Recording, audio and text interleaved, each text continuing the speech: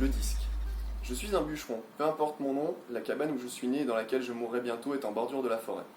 Il paraît que cette forêt va jusqu'à la mer et qu'elle fait tout le tour de la terre et sur laquelle circulent des maisons en bois semblables à la mienne. Je n'en sais rien, je n'ai jamais vu cela. Je n'ai pas vu non plus l'autre bout de la forêt. Mon frère aîné, quand nous étions petits, me fit jurer avec lui d'abattre à nous deux la forêt tout entière jusqu'à ce qu'il ne reste plus un seul arbre debout. Mon frère est mort et maintenant ce que je cherche et que je continuerai à chercher, c'est autre chose. Vers le Ponant court un ruisseau dans lequel je sais pêcher à la main. Dans la forêt, il y a des loups.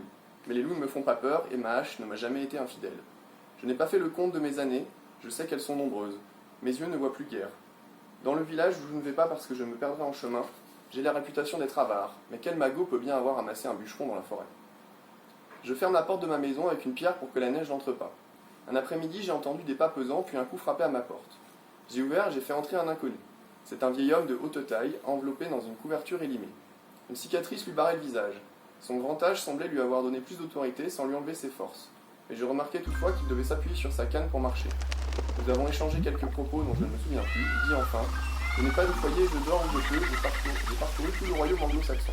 Ces mots convenaient à son âge, mon père parlait toujours du royaume anglo-saxon, maintenant les gens disent l'Angleterre. J'avais du pain et du poisson, nous avons dîné en silence, la pluie s'est mise à tomber. Avec quelques pots de bête, je lui ai fait une couche sur le sol de la terre, là même où était mort mon frère. La nuit venue, nous nous sommes endormis. Le jour se levait quand nous sommes sortis de la maison, la pluie avait cessé et la terre était couverte de neige nouvelle. Il fit tomber sa canne et m'ordonna de la lui ramasser. Pourquoi faut-il que j'obéisse, lui dis-je. Parce que je suis un roi, me répondit-il. Je pensais qu'il était fou. Je ramassai sa canne et la lui donnai. Il parlait d'une voix différente. Je suis le roi des Secs-Gens. Je les ai souvent menés à la victoire en de rudes combats, mais alors marqué par le destin, j'ai perdu mon royaume. Mon nom est Iserne et je descends d'Odin.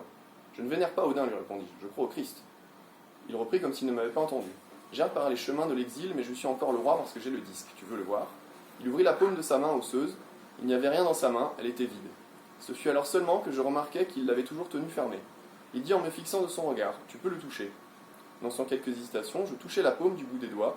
Je sentis quelque chose de froid et je vis une lueur. La main se referma brusquement, je ne dis rien. L'autre reprit patiemment comme s'il parlait à un enfant. C'est le disque d'Odin, il n'a qu'une face. Sur terre, il n'existe rien d'autre qui n'ait qu'une face. Tant qu'il sera dans ma main, je serai le roi. Il est en or, demandai-je. Je ne sais pas, c'est le disque d'Odin et il n'a qu'une face. L'envie me prit alors de posséder ce disque. S'il était en moi, je pourrais le vendre, l'échanger contre un lingot d'or, et je serais roi. Je dis à ce vagabond que je hais encore aujourd'hui. Dans ma cabane, j'ai un coffre bien caché rempli de pièces. Elles sont en or et elles brillent comme ma hache. Si tu me donnes le disque d'Odin, moi je te donnerai mon coffre. Il dit: je refuse. Eh bien alors lui dis-je, tu peux reprendre ton chemin. Il me tourna le dos. Un coup de hache sur sa nuque fut plus que suffisant pour le faire chanceler et tomber, mais en tombant, il ouvrit la main et je vis la lueur briller dans l'air. Je marquai l'endroit exact avec ma hache et je traînai le mort jusqu'à la rivière qui était en crue, je l'y jetai.